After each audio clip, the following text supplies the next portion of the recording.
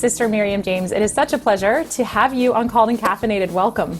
Thank you. Thank you so much for having me on the show. I'm delighted to be here with you. You've been on my hit list for a very long time, so. That's not a bad thing. I don't mind, yeah. Yes. And you have such a beautiful podcast. I just absolutely love abiding together. And it was a pleasure for me to collaborate with you, all three of you ladies, for the Be Not Afraid conference back in 2020. That was so special. Yeah, it was. And it was right at the pandemic, the height of everything that was going on. And oh my goodness, we had no idea that was what was about to, unfold before us. So that was a lovely gift to be with y'all. Yeah, and I'll be sure to link in the show notes to the playlist of all of the talks from that conference, because it was a unique time in history. It was March 20th was when it launched, and that was right at the very beginning of the pandemic, March 20th, 2020. So I'll link to where they can see your talk, because it was just so beautiful. So what are you drinking today? I know we chatted off air. We did. Well, right now I do. Well, at our Biting Together podcast, we talk about, how much we love coffee, which we all do. But it is the middle of the day and I'm old and I can't keep drinking coffee. So I just have some herbal tea, which I'm quite happy with. I just finished a kefir drink. One of my friends makes all natural kefir, which is so good for your tummy. So I just finished that and then have some hot tea. Yeah. Is kefir fermented? It's a fermented drink. Yeah, you can do it with dairy. You can do it with like black tea. Hers is like dairy, so it's like a yogurt drink, but it has no sugar in it. And yeah, it's really nice. It does keep you healthy, so it's a great gift. That's awesome. My mom has gotten very much into that, and so she does the kombucha and kefir and so forth. But I haven't gotten into it myself. I think once my kids are a little older, I'm gonna start. Yeah, you could. I'm in the thick of it right now, but yeah, no, that's perfect. Tea is great. I'm drinking decaf coffee myself because it's the afternoon, so I wanted a little pick-me-up, but not that much. Yes, I hear you. Yeah. So, sister, what calls have you received from God in your life so far, and what has receiving those calls looked and felt like for you? Well, I think the Lord calls us every day. I mean, obviously I've had some monumental calls to my baptism, right? To confirmation, to a religious life, obviously, to become the bride of Christ. But I really believe that the Lord, people often ask me, how can I be a better priest or sister or wife or mom or coworker? And I really do. And I say this without any platitudinal, sentiment behind it. I really mean it. I really believe the best gift that we can give our families, our spouses, our coworkers, the church, the world, the best gift we can give them is to allow Jesus to come and heal us every single day. So my heart is that I am listening and being open to and saying yes to the call of God every day on my life throughout the day, because that's the path of true love. That's the path of true restoration and wholeness and communion. So that's the path that we're on. Yeah. I love it. I know that to so many of my listeners and viewers, you are such a special person. And I know that people are they just love your ministry. And I don't know if you've covered this much on the podcast, your podcast, but did you hear a voice from God, telling you to enter with your order, or how did that call look for you for religious life? Yeah, that's a great question. I'm really sitting here today chatting with you, not because I'm awesome, but because some people in my life loved me, which is why I believe in the power of authentic love. I'm here today because I'm still alive because of it. And obviously my mom and dad, my mom especially had a very profound role to play in my life and the way she prayed and interceded for me. But really the person who radically interrupted my entire life was a Catholic priest. And it is why, aside from Jesus Christ, the healing and restoration of the priesthood is the deepest love of my life. And I would spend the rest of my days working with priests because their yes changes the course of history. Their yes changes everything. And God brought a priest into my life when I was in college that radically interrupted everything in my life, and it redirected the entire course of my life. And so that truth of seeing a man who loved God. I had never met anybody who was so in love with Jesus Christ, and he was not perfect, and he certainly had his own story, but that man loved Christ, and it was so palpable. It couldn't be denied. And I remember standing in front of him one day, and he was this big, like 6'2" priest from India, and just very imposing presence and very charismatic, and just very like would walk into a room and just his presence would fill the room. And I just remember standing in front of him, and I was 21 years old by that time, and an addict, and I just wanted to work for ESPN. I had all these kind of ideas for my life, and it was just so broken. And I just remember looking at him one day, and just he was radiant. He was radiant with the love of Christ. And I just looked at him and I was like, Father, I don't know what you've got. Like, I don't know what that is, but I want that. Like, whatever that is, I want that. Yeah. And he looked at me, and he'd known me a long time by then. And he looked at me and he said, you come and see. Like, you come and see. And so that was the invitation for me after I graduated from college to come down to one of our missions in New Mexico. And it was shortly thereafter that I heard Jesus call me. I had a distinct moment in my life where I heard God call me, and I said yes. And that was 23 years ago, almost 24 years ago. My gosh, that's so beautiful. And thank you for sharing that, because I think a lot of times people look up to other people and they just don't realize quite the depths of brokenness that we all have.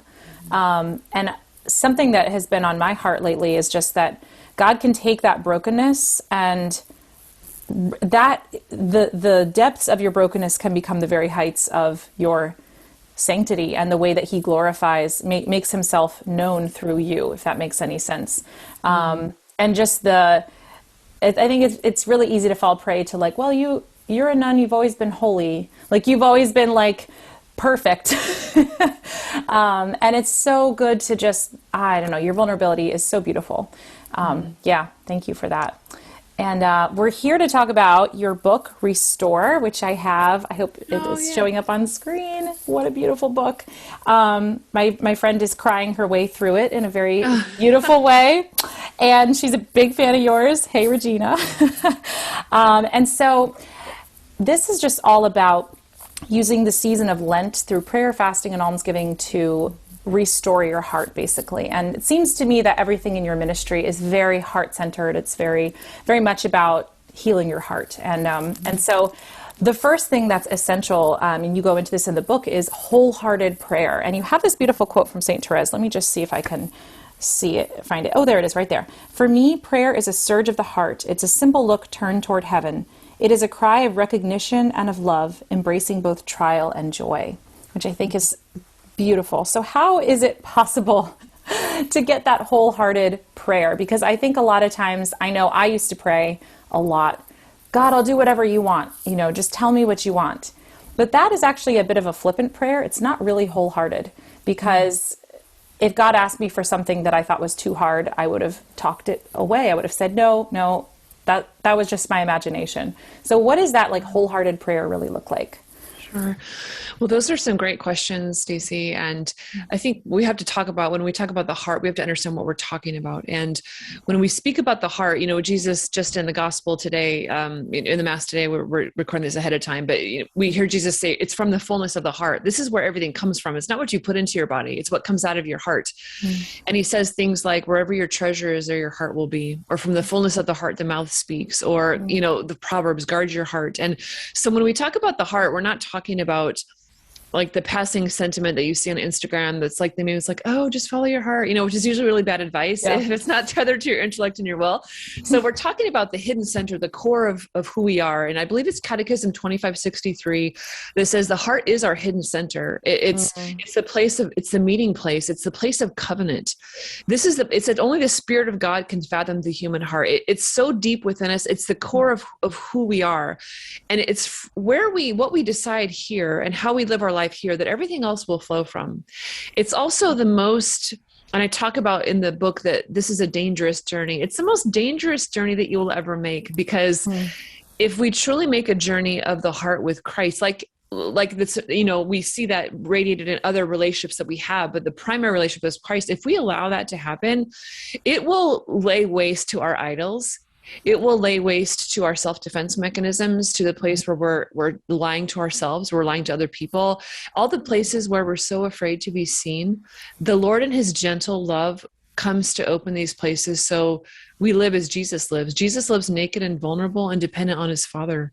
And he is inviting us into that same life. And so when we talk about wholehearted prayer, we're talking about the core. We're talking about living the life of Christ. And Jesus comes into our hearts not to fix us. Healing is not fixing. And it's not me trying to figure it out and make myself lovable enough so that you'll actually like me. It's healing is being brought into wholeness and communion. And that looks different in different ways in our life. But the Lord desires nothing more than communion. That he doesn't desire anything else. He desires to bring us into his own blessed life, his own beautiful life. And that is Christianity. There's nothing other than that. That is Christianity. It is the life of Jesus Christ. Yes. I love all of that so much. And when you compared it's the sort of Instagram follow your heart to this kind of wholehearted prayer, it made me realize that the Instagram follow your heart thing is kind of like, you should already know, like the answer is within you and you'll know it immediately. Whereas this wholehearted prayer actually takes work. I think it takes work a lot of times because it has to be built on trust, and you're not going to lay your heart bare to someone that you barely know. So maybe that's just a little quick word of encouragement to anyone who is trying to pray wholeheartedly but is struggling. It comes down to trust so much. And going along with that, this is skipping around on our questions a little bit, but like digging through those layers to get to that core of what needs to be healed. There's something that you quoted Dr. Bob Schutz, and he wrote something beautiful. He said, every disordered desire is an unmet need and an unhealed wound, which is a beautiful place to start. So Satan, he's acting like a sniper. You also use that analogy, and he's trying to hurt you where he can do the most damage. So as we're kind of digging through these layers and we're working towards that wholehearted prayer and that communion and that relationship with the Lord, how do we kind of begin to understand where we have an unmet need and an unhealed wound? Well, I think the entire journey that we're on is actually led by the Lord. And that's the beautiful truth of this is not, I'm not sure if you're familiar with C.S. Lewis and his The Voyage of the Dawn Treader, where one of the characters in the Chronicles of Narnia, he's Eustace, he turns into a dragon and he begins to scratch at himself. And I use this analogy a lot because it's perfect. And he's this ugly dragon and he's taking his hideous claws and he's scratching at himself, trying to get off his ugly dragon skin. And he hates himself. He's ashamed. And I think a lot of us think that's what healing is, or this journey is. If I just get my ugly dragon claws and I scratch enough at my ugly dragon skin, then somehow I'll get it off and then I'll be lovable again. And what, C.S. Lewis so beautifully in his children's book, right, has is the lion Aslan actually approaches Eustace and he looks at him and he says, you're going to have to let me undress you. Like, you're going to have to let me do this. So just to give everybody listening right now, just to relieve you of the pressure, you don't have to figure this out. That God will open our hearts. He's going to lead us. And actually, he's already knows exactly where we need to go. And all we need to do is be open to him. And so when we talk about like this journey of life, or this journey of Christianity, of restoration, to restore means to bring back. It means to bring back to its original condition, or in our case is even better. It's not just Adam and Eve in the garden, it's Christ in the garden, it's the gardener, it's the eternal marriage. And so, right, when we talk about disordered desires, Bob says right behind every disordered desire is the first thing is a good and holy desire. So that's going to help us understand, like, whether your desire is Instagram, whether it's chronic anger or control or manipulation or lust or whatever that is. All of us have a variety of things we go to save us other than God. And if we can understand right underneath that, underneath my disordered desire, whatever it is, what am I really looking for? And that can even be really shame inducing but you'll find even in the deepest depravity, there's a ray of some sort of goodness because we're made in the image and likeness of God. So we're looking, it might be in a very distorted way, but we're looking for something good. And it's through that trail that we'll find the rest of what's happening in our hearts. But that's very important because nothing is arbitrary or random in our life. Nothing. It all makes sense. So everything we go to, everything we don't go to, what we say, what we don't say, how we spend our time, how we spend our money, it's all actually very strategic. So. Thank you so much for watching today. I want to take a quick pause on this very special episode to invite you to join the True North Discernment course. This is a course I wrote a year and a half ago that I wished that had been around for many of my decisions that I was making when I was a young adult, but it wasn't, so I wrote it. True North draws on the rich discernment history of the church, including including especially St. Ignatius of Loyola's spiritual exercises, which are absolute classics, as well as some of the very best wisdom from some of the smartest minds in the world today. So I hope you will consider joining me. It's 5 modules, it's self-paced, you get 3 to 4 videos per module, as well as worksheets, as well as personalized coaching from me. So I want to walk with you every step of the way, and this course is great for gaining those discernment life skills for any decision in your life. The sharper your skills are, the less stress and anxiety you'll experience surrounding decisions, and the quicker you'll know what you're called to and what you want. And you can find it in the link below. It's going to be at stacysummerow.com, and I hope you'll consider joining me. Also, a quick invitation to join Catholic Match, which is the world's largest Catholic online dating platform. It's how I met my husband, as you probably know if you watch my channel regularly. And I just think it's fantastic that Catholic Match wants to walk with you along your online dating journey, because I know it can be so overwhelming to join a dating website. A lot of great advice on their blog as well as their Instagram, which is at Catholic Match. So you can feel free to check that out. And I love that they provide that resource to all of their members on their platform. We're offering you the chance to get a free 6-month membership when you sign up by March 15th using my unique link, which is catholicmatch.com/calledandcaffeinated. I will make sure to put that in the show notes for you so you can find it. All right, now let's get back to the episode with Sister Miriam. Remember that nothing is random. That's huge. And it also is a gateway to being understanding for yourself. Yeah. Like, it's not like I'm doing this because I am horrible and bad. This exactly. is a bad thing that I am doing, but it's because I actually want something good. Mm-hmm. Mm-hmm. Yeah. Yeah. That's true. And I mean, understanding, because when Jesus, there's a wonderful quote from St. Julian of Norwich, and she says that when God sees our sin, he sees our pain. And so we often see our sin and we see self-hatred, we see self-rejection, we see contempt, we see hatred, but Jesus, when he looks at us, he doesn't see that. He sees our sin, and he also sees why we're doing it.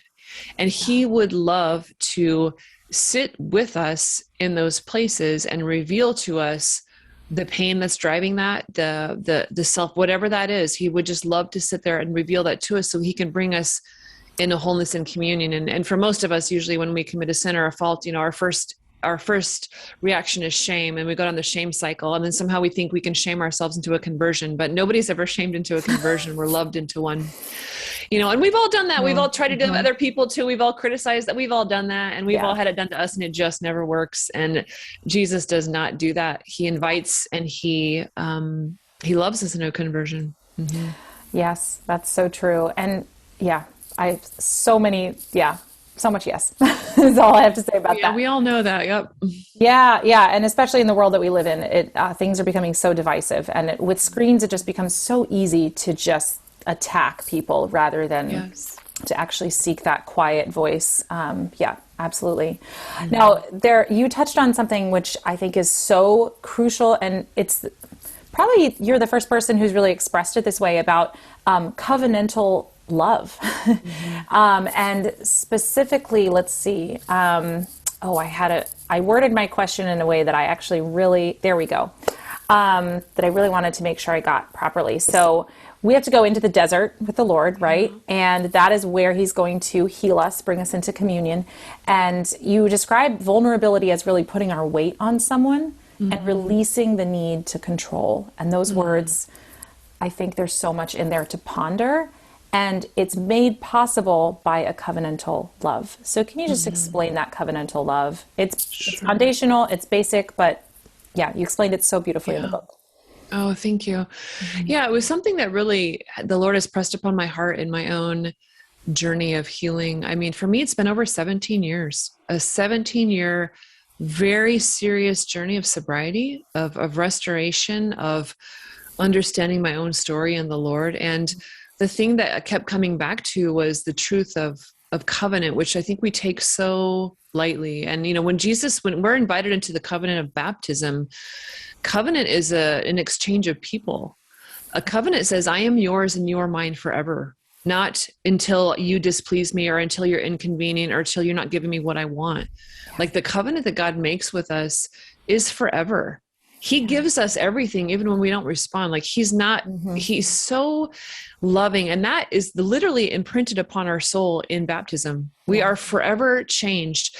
And what covenant does, and you see it also in the icon of marriage in a very beautiful way, is covenant gives permission for everything to be seen because we will always be loved. And that, don't we all, and like, even in our relationships, I'm sure your marriage, and just like, we talk about how trust is built over time, and there's certain things that don't feel safe, even to share probably with your deepest friends, or you want to say it, but you're not really sure how they're going to react. And so trust, or how, so trust has to be built over time. And what the Lord does is that's what sacred scripture is. It's like him saying, you can trust me. I am who I say I am. You can put your weight upon me. You can put your weight upon me. You can be naked here. I'm not going to shame you. We've all had experiences in our life where somebody saw our weakness and they shamed us for it, or they were harsh or unkind, or told us just to get over it or get ourselves together. And the Lord doesn't do that. He sees us and he calls us to his own heart. And so that, I can't tell you, throughout my day, I go back to that truth of, I am held unceasingly in the arms of perfect love, that God loves me. And no matter what I'm facing right now that's uncomfortable, or a rejection or a struggle or a sin that I'm facing right now in my life, I go back to the Lord, like, Lord, you love me. That means I'm safe. And if I'm safe, then we can face anything together. Right? Because that's true.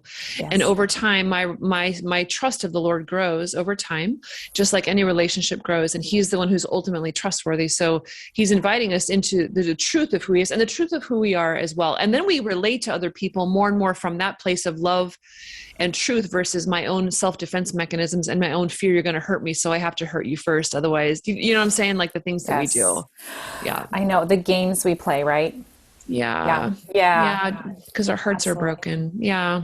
There was, when I was discerning religious life, so much of what you say about that covenantal love really started, the Lord started speaking to me in that way when I was discerning religious life, because I really didn't want to be a nun. And I realized that if I was going to actually do this, that it had to be, I was working out a lot of things with the Lord, because I'm like, I feel like you want me to do this, but I don't want to do it. And there was this whole tension going on.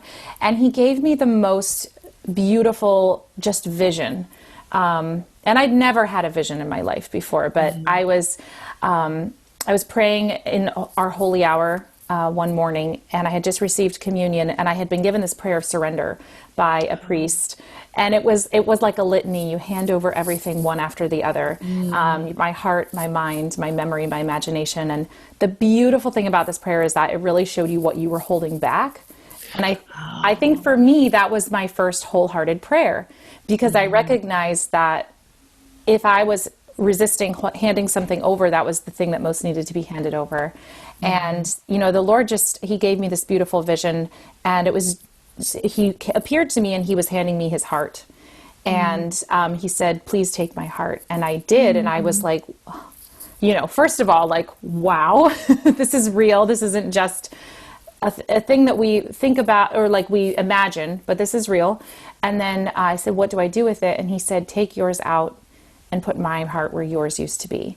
Oh, wow. And so I could take my heart out, and I put his heart where mine used to be. And then I looked at my heart, and it was gray and shriveled and just pretty pathetic. And I said, what do I do with this? And he said, may I have it, please? Oh. And I was like, I realized whatever I have to surrender is so much less than what I'm receiving when I surrender everything. And I was very ashamed that was all I had to give him, but I could also tell that it was everything that he wanted. That was it. And so I gave him my heart, and he put my heart where his used to be. And to me, that is the essence of covenant, of belonging, that exchange of hearts. And so reading your book, I just thought, oh, that is so beautiful to explain it that way, that even in the Bible, this is what the Lord is saying to the Israelites thousands and thousands of years ago. This is not new. And you see over and over again the Lord's faithfulness to the covenant, even when they aren't faithful. Yeah. And that to me is just the most healing, beautiful thing. So I hope that image helps anyone who's struggling to understand it a little bit in their own life. I'm a very visual learner, so I think the Lord works with me the way that I need to be worked with. Yes, he does. Absolutely. Yeah. And that's stunningly beautiful, Stacey. And isn't that what I know Dietrich von Hildebrand says in his essay on the heart? He says, when we love somebody, we want their heart. Like you can tell them about your day and kind of like the minimal things, but if you can share everything but your heart, we feel don't like we're in communion with the person. Like when we love somebody, we want to receive their heart. And we feel like you said so beautifully, like it's a pitiful offering, but the Lord's like, I just want to receive your heart. I want to give you mine. And that's all he wants. It's so beautiful. And we give him that over and over and over again, don't we? And we grow in our gift of that and our receptivity. Yes. But goodness, that's so lovely. What a lovely vision. Yeah. Yeah. The Lord has been so good to me. And I think he gave that to me for me, first and foremost, but also to share. So I love sharing that story because I think it makes visible something that is like just kind of squishy and not quite, it's hard to understand conceptually, but that's beautiful. I haven't read Dietrich von Hildebrand's essay, but I will for sure. Very good. I'll see if I can link to it in the show notes and I will read it myself. And going along with this whole theme of healing, there was, use this beautiful analogy. If you could just explain that the analogy of our heart as a diamond with many facets, and how does that play into our healing process? Because I thought that was so good to help people understand that it may not happen all at once, and it may not, it's piecemeal, little bit by little bit. So I'll let you explain that. Yeah, I know many people liken it to that, but for me, it seems like an image that works well, because when you look at a diamond, it's like the diamond on your finger. The diamond sparkles in the light when it has all these facets on it, and the more facets that it has, the more it refracts the light. And so our heart is just like that. Our heart has many facets to it, and we are usually never all or nothing. We're a mixture of things, and it's the mixture of things that I think can be kind of hard for us at times. Like we see beauty and we see sorrow, we see belief and we see unbelief, but what we don't understand is he's Lord of all of our heart, and he wants to visit every place of it. And so many times what he's doing, because healing, there's a great meme on the social media that says, like, they use healing, or they use all these different things, but like healing, we wish it was linear, but it's more like this, and it's circular. And Jesus loves us. He loves us so much. He's going to come to every part of our heart over and over and over again, as often as he needs to bring us into communion with him there. And it's never exactly quite the same. So we all have places in our heart, myself included, where the Lord will bring up something again, and we'll like, oh, Lord, this again, really? And we think somehow it means I failed, or it means I wasn't healed. It doesn't mean any of that. It just means that Jesus loves me so much. He wants to bring me deeper freedom and communion to this place. And it's a new place. It's never quite the same. It might feel the same to me, but it's not. And so the Lord's always about that work in our life, and he's not in a hurry.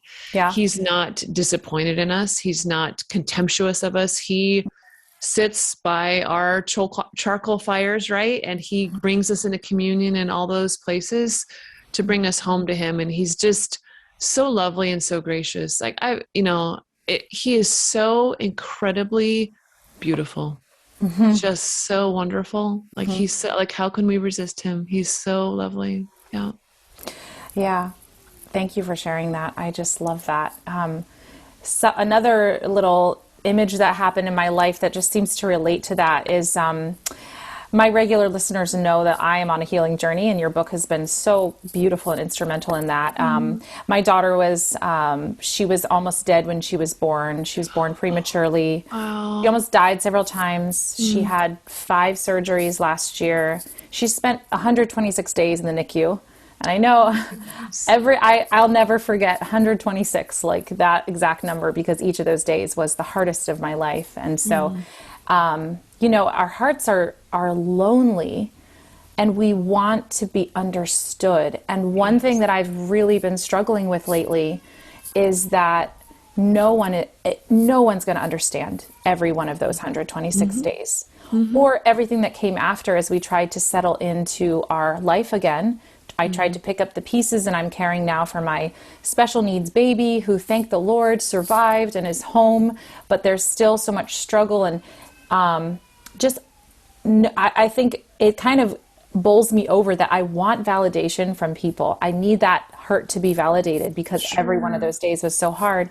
And it, like you were saying, it happens piece by piece. And so it's like, I'll be fine for a week, and then suddenly I'm hit with a memory Or even I'll be hit with something that's really like not just not a good side of myself. Like I was praying for this priest who was undergoing a surgery, and I'm praying for him, and then suddenly I was hit by this like flash of anger, and it came out of the blue, and it was like, oh well, thank goodness when he woke up from surgery he didn't have to worry about his newborn child and the life of his newborn child, and thank goodness everybody's going to be focusing on him and his healing instead of him getting cast aside and all of his health needs being secondary to the needs of his baby. And I was like, wow, where did that come from, first of all? But I think I've come far enough in my journey to know that, fortunately, I knew right away. I was like, okay, this is not that I desire, I'm not truly jealous of him. I don't wish him ill at all. It's more that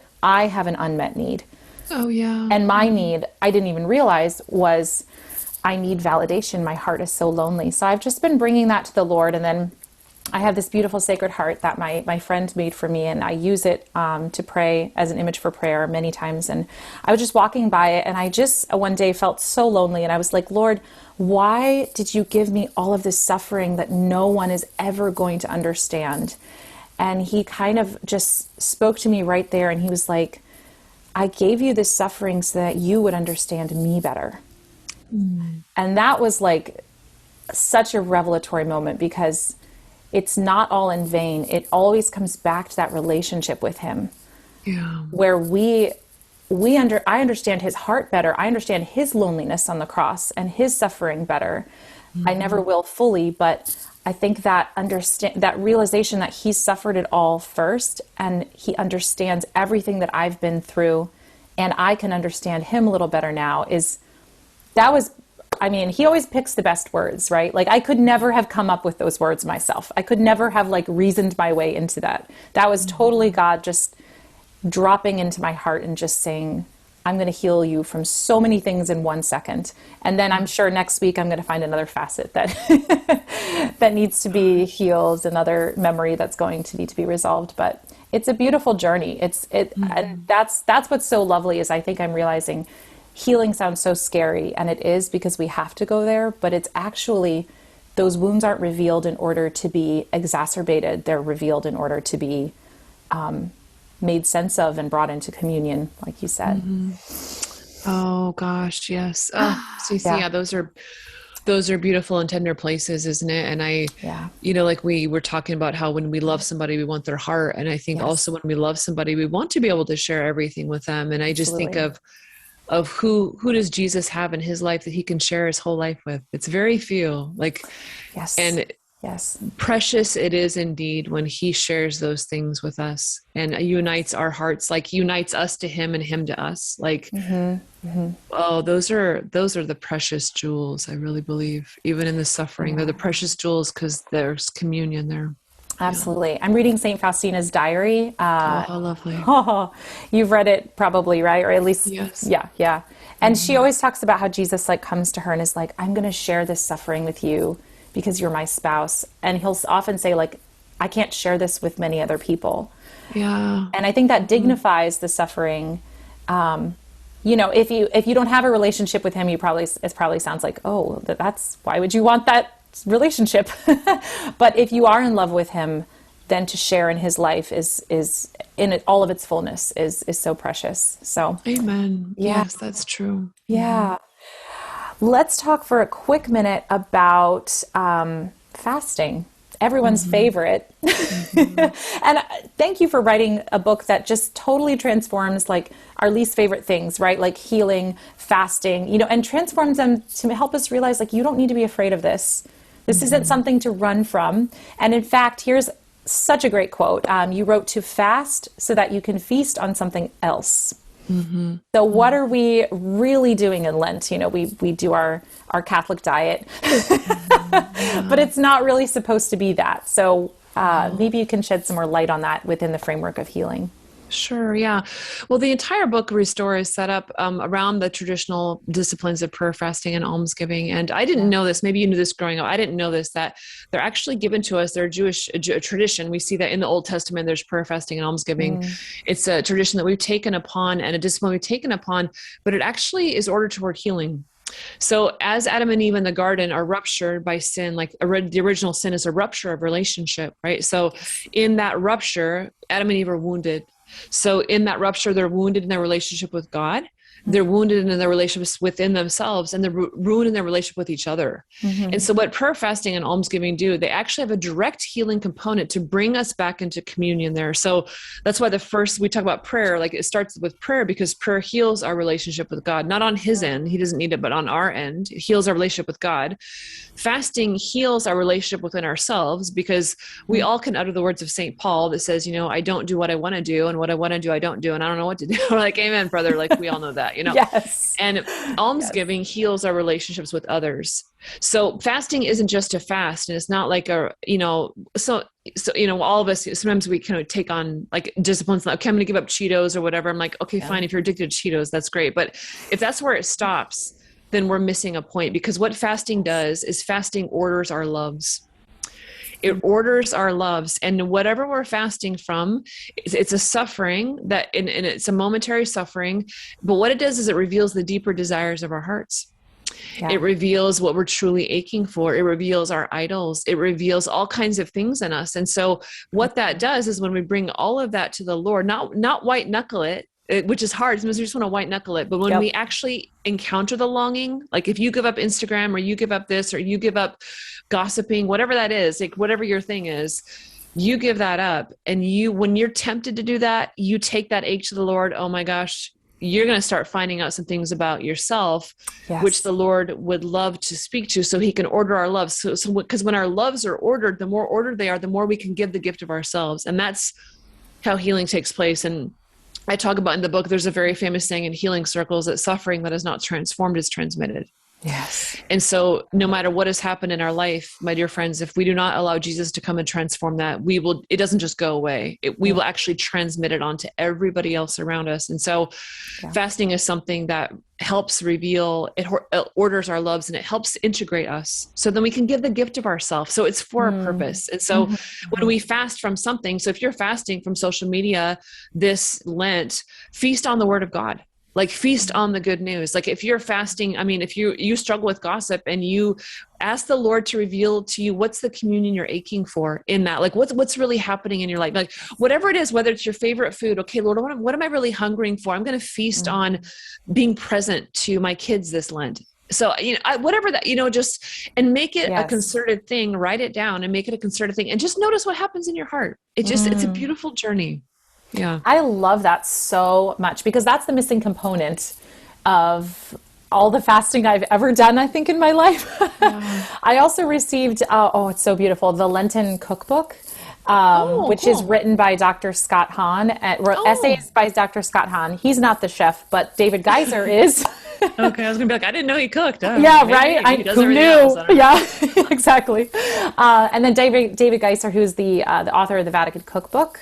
Oh, cool! Such a beautiful book as well. But Dr. Hahn has this great quote as well in the beginning of the Lenten Cookbook, which is called, well, first of all, the chapter is called "The Joy of Fasting," and I'm like, that's hilarious.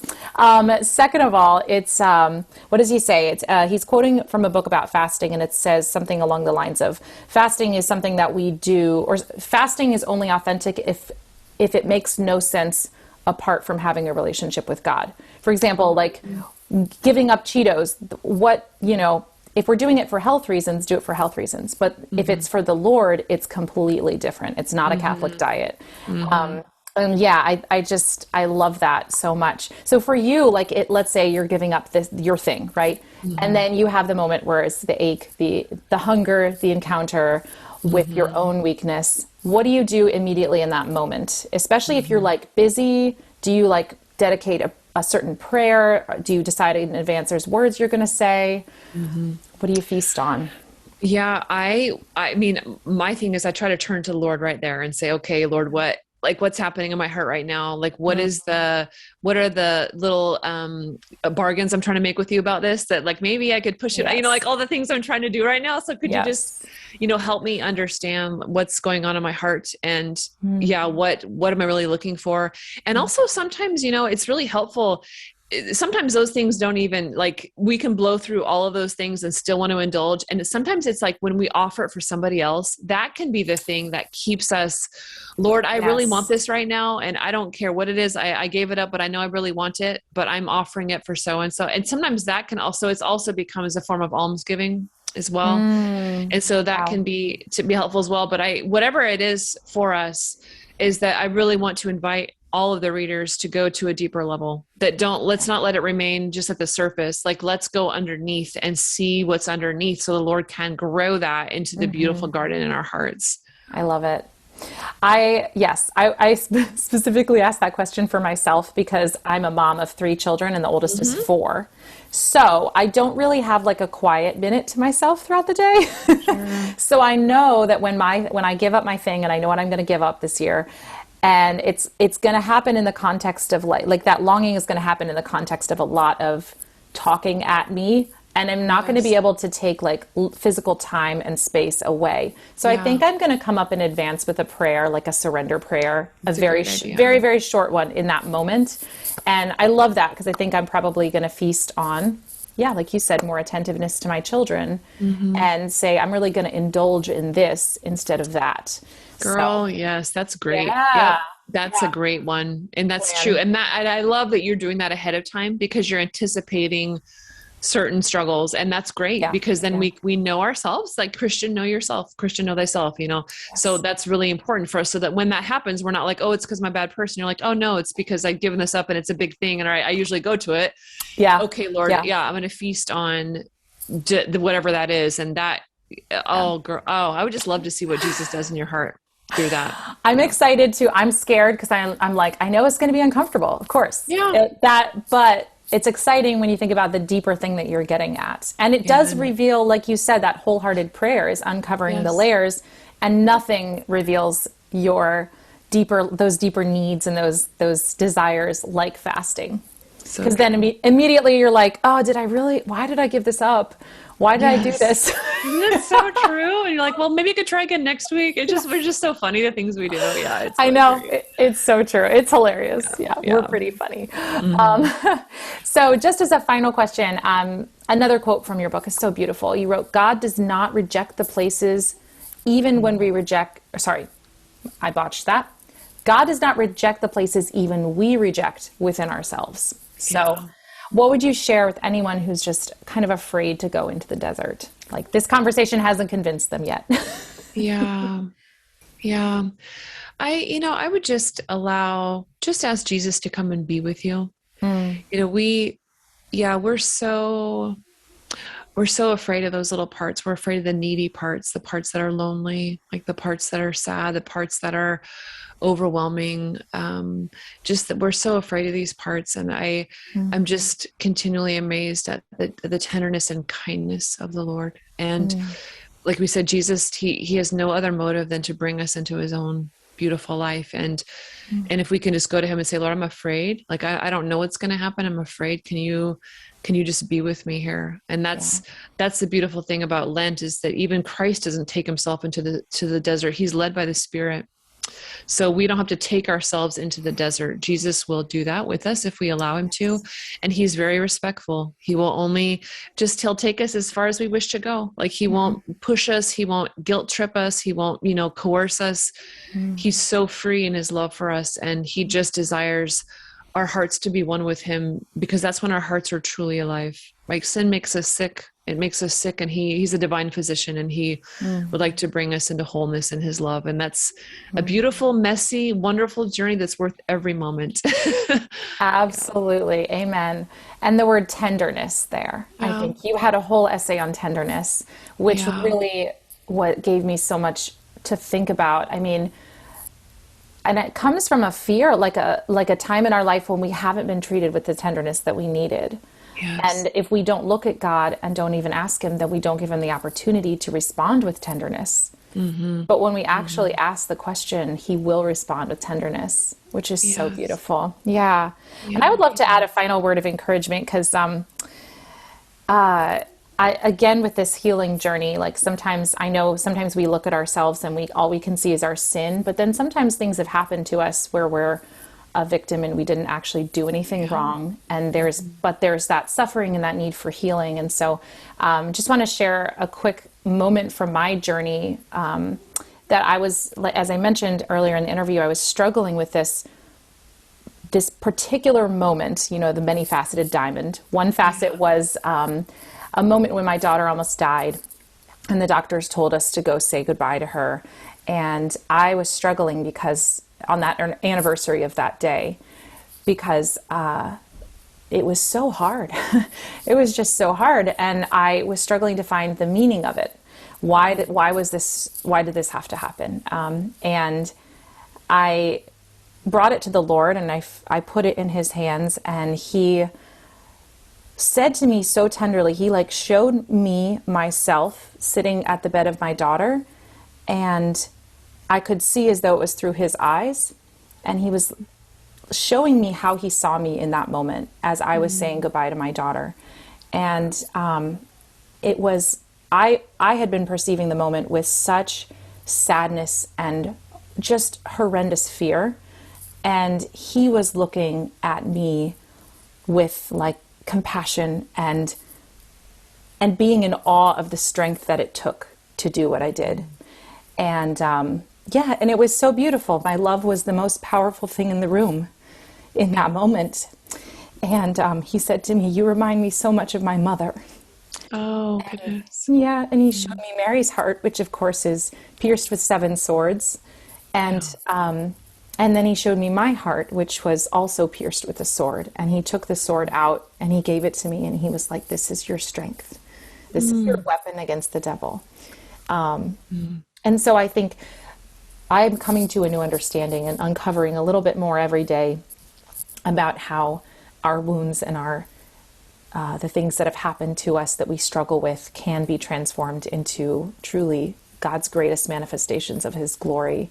I know a lot of people have written to me and told me that my journey has been inspiring to them. And I'm thinking, are you crazy? This is the weakest time of my life. I am lower than low. But the Lord could see something that I couldn't see, the strength that it took to do what I did. And I think for anyone who has struggled through traumatic moments, hopefully that speaks to them a little bit, that sword in your heart, God can take it right out and give it to you. And that's your weapon against the devil. Yeah. So, oh goodness. Yeah. Thank you for sharing that. And that's so true on every level, Stacy. Yeah. So true. Thank you. Thank you. Wow. Sister Miriam, thank you for sharing. I mean, you just have such wisdom and depth, and you're able to speak to people's hearts. So thank you for your ministry. And you, all 3 Abiding Together podcast ladies, and all of your speaking, my goodness, you're transforming hearts and lives. I'll be sure to link to the Abiding Together podcast as well in the show notes, because I'm just a big fan of y'all. And then I'll also link to the book, of course. And is there anything else that you want to share, anywhere that you'd like people to find you? Well, just thank you for your kind words. Yeah, thanks be to God. And that's our heart. I mean, my own heart, and then the heart of Heather and Michelle as well. Our podcast. So just we want to bless people. And if any of your listeners want to come along with us, we're going to actually do Restore for our Lenten book this year. So we'll have a weekly just walking through the book. So if we can, jump on, you can listen, you can buy the book if you want and listen with us, and maybe have a study group or join our private Facebook page. But we're going to every week for Lent be going through one of the chapters of the book, so people can come along with us and we'll all be doing it together. So I am there. Yeah. I am there. That sounds amazing. All my friends are going to jump on. At the second I tell them, they're such big fans. They are most welcome. Yeah. Our life is meant to be lived in community and communion. So yeah. Mm-hmm. Amen. Amen, sister. Well, thank you so much. I'm so excited to put this out in the world. Thank you. I think it's going to help a lot of people, and especially in our wounded world, let's get out there on YouTube, and hopefully I'm praying that this interview will come to anyone who needs it, Yeah. Amen. Yeah. Well, amen. God bless you, and just may he bless you abundantly, and thank you again. God bless you too, Stacy. Thank you so much.